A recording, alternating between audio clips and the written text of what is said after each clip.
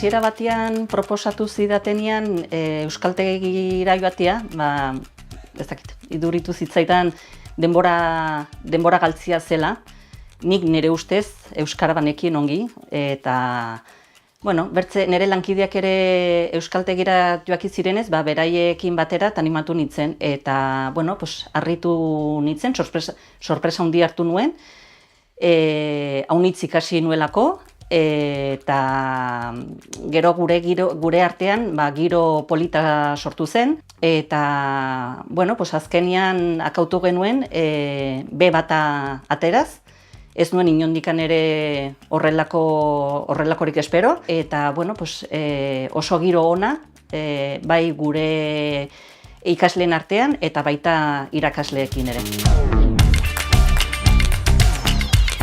Bizigaren zonaldean nik uste beharrezkoa den euskara, guk jende helduakin, 3. adineko jendeakin egiten dugu lan, eta gehienak euskaldunak dire, eta hobekigo defenditzen dire euskaraz, erdaraz baino.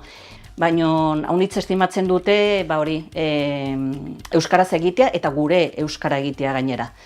Eta ni hemen jaio naiz, hemengoa naiz, eta beti euskaraz egin dut, eta niretzat aiz garrantzitsua da nire hizkuntza mantentzia, ez? Edo nire hizkuntzaz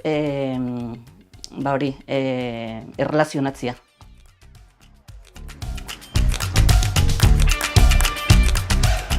Gure lana egonkortzeko eskatu digutenean B2 ikusi dut egiazki duen garrantzia titulo bat edukitzeak, ez?